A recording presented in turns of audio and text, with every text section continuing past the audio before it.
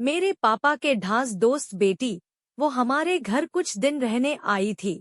जब मैं 12वीं कक्षा का छात्र था, उस समय तक मेरी एक भी गर्लफ्रेंड नहीं थी, मगर इस वजह से मुझे कोई दिक्कत नहीं थी।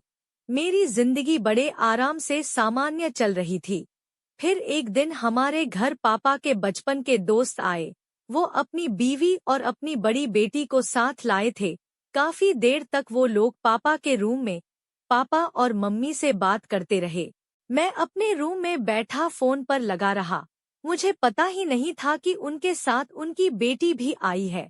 करीबन 1 घंटे बाद वो सभी लोग चले गए, लेकिन अपनी बेटी को हमारे घर ही छोड़ गए। मैं अभी भी अपने रूम में बैठा फोन पर था। कुछ देर बाद मम्मी ने उसका बैग मेरे रूम में लाकर रख दिया। मैंने देखा लेकिन कुछ नहीं कहा। मैं अपने फोन में ही घुसा रहा। तभी मम्मी ने कहा, तू सारा दिन फोन ही चलाता रहे, घर में कौन आया कौन नहीं, तुझे तो इस बात से कुछ लेना देना ही नहीं है। ये कहकर मम्मी ने मेरा फोन मेरे हाथ से ले लिया। फिर धीरे से कहा, बाहर जा, मुस्कान आई हुई है और कुछ दिन यहीं तेरे कमरे में रहेगी। मैंने पूछा, कौन मुस्कान? तब उन्होंने कहा, वो तेरे पापा के दोस्त की लड़की है, जाकर उससे कुछ बात कर।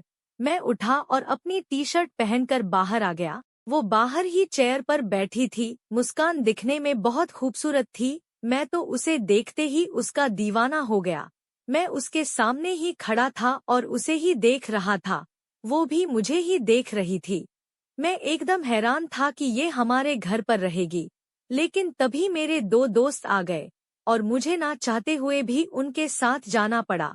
लेकिन आज मुझे उनके साथ मन ही नहीं लग रहा था, इसलिए मैं जल्दी घर आ गया। फिर भी मुझे आते आते 7 बज चुके थे। घर में पापा टीवी देख रहे थे, मम्मी खाना बना रही थी। मैंने सोचा कि अभी मुस्कान से बात नहीं हो पाएगी। अब जो भी बातचीत होगी कल ही होगी।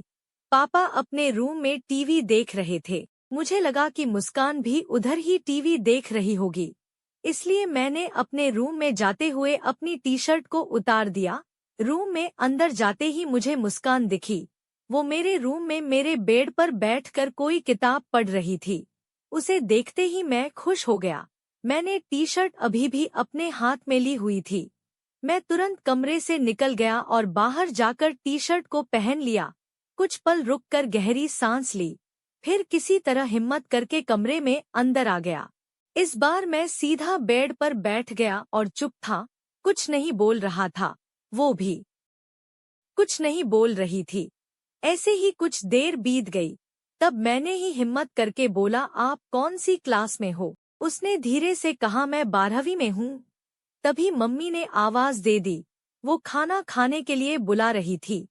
हम दोनों खाना खाने चले गए और खाना खाने के बाद मैं सीधा अपने रूम में चला गया और फोन पर लग गया।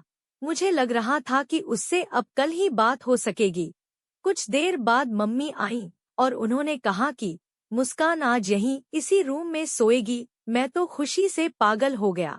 मैंने मम्मी से कहा, ठीक है। मम्मी ने उसका बेड नीचे फर्श पर लगा दिया और वो चली गई। मुस्कान कुछ देर बाद कमरे में आई और वो लाइट ऑन करने ही वाली थी कि